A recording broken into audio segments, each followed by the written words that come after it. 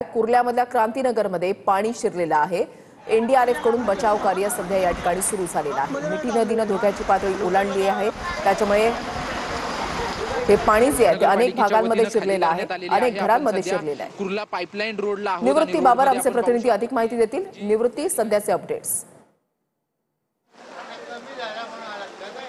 नक्कीच वृषाली, क्रांतीनगर परिसरामध्ये सर्वात आधी पाणी शिरलं होतं आणि या ठिकाणी अजून देखील पाण्याचा निचरा झालेला नाही। आजूबाजूला जे आहे ती मिठी नदी आहे आणि त्या मिठी नदीने धोक्याची पातळी ओलांडल्यानंतर या ठिकाणी पाणी मोठ्या प्रमाणात शिरलेलं आपल्याला पाहायला मिळतंय। या ठिकाणी एनडीआरएफ कडून बचाव कार्य जे आहे ते बचाव कार्य सुरू करण्यात आलेलं आहे आणि क्रांतीनगर परिसरातील अनेक नागरिकांना जे आहेत त्या नागरिकांना बाजूच्या महानगरपालिकेच्या शाळेमध्ये स्थलांतरित करण्यात आलेलं आहे। सध्या आपण पाहू शकतो की क्रांतीनगर परिसरामध्ये एक एनडीआरएफची मोठी तुकडी जी आहे ती या ठिकाणी तुकडी दाखल झालेली आहे, कारण की मुंबई महानगरपालिकेच्या वतीनं त्याचसोबतच एनडीआरएफच्या वतीनं जे आहे ते बचाव कार्य सुरू असल्याचं आपल्याला पाहायला मिळतंय। एनडीआरएफचे अनेक जवान जे आहेत ते क्रांतीनगर परिसरामध्ये दाखल झालेले आहेत। हा संपूर्ण क्रांतीनगरचा आपण परिसर पाहू शकतो की संपूर्ण गल्ल्या ज्या आहेत त्या गल्ल्या पूर्णपणे पाण्याने भरल्याच्या आपल्याला पाहायला मिळत आहेत। याच ठिकाणी येऊन सकाळी 11 वाजता उपमुख्यमंत्री एकनाथ शिंदे यांनी पाहणी केली होती आणि याच ठिकाणी त्यानंतर मुसळधार पाऊस मुंबईमध्ये पडला।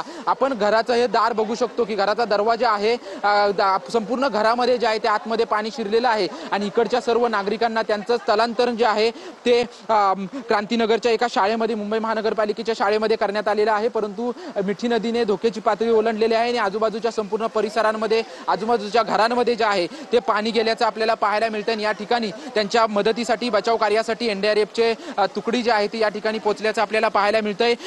राज्य सरकारच्या वतीनं जे आहे ते सर्वांना घरातच राहण्याचं आव्हान जे आहे, बाहेर न पडण्याचं आव्हान जे आहे ते मुंबई महानगरपालिकाने राज्य सरकारच्या वतीनं करण्यात येत होतं। परंतु मिठी नदीने धोक्याची पातळी ओलांडली आणि त्यानंतर संपूर्ण क्रांतीनगर परिसरामध्ये जे आहे ते मोठ्या प्रमाणात पाणी साचल्याचं आपल्याला पाहायला मिळतंय। संपूर्ण सर्वांच्या घरामध्ये खरं तर पाणी गेलेलं आहे आणि त्यांच्याच सर्वांना, या ठिकाणच्या नागरिकांना बचावासाठी, इथल्या नागरिकांना सुरक्षित स्थळी पोहोचवण्यासाठी एनडीआरएफची तुकडी जी आहे ती तुकडी या ठिकाणी पोहोचल्याचं आपल्याला पाहायला मिळतंय। त्यांच्या वतीनं सर्व नागरिकांना जे आहे ते बाहेर काढण्यात येतंय। आपण जर पाहायला गेलं तर संपूर्ण कुर्ला परिसर, जो कुर्ला परिसरामध्ये विशेष करून क्रांतीनगर परिसरामध्ये जे आहे ते मोठ्या प्रमाणात पाणी साचल्याचं आपल्याला पाहायला मिळालं आणि त्याचमुळे या ठिकाणी एनडीआरएफची तुकडी पोहोचली आणि संपूर्ण त्यांचं बचाव कार्य जे आहे ते बचाव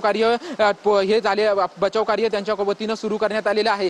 संपूर्ण पहिल्या मजल्यापर्यंत, म्हणजे ज्या या ठिकाणी झोपडपट्टीचा एरिया आहे, संपूर्ण झोपडपट्टीचे सर्व तळमजल्याची जी घरं आहेत ही तळमजल्याची संपूर्ण घरं जी आहेत ती घरं पाण्याखाली गेल्याचं आपल्याला पाहायला मिळतंय। अनेकांचं या ठिकाणी स्थलांतरित केलं, परंतु अजून देखील काही नागरिक जे आहेत ते या ठिकाणी आहेत, त्यामुळे त्यांना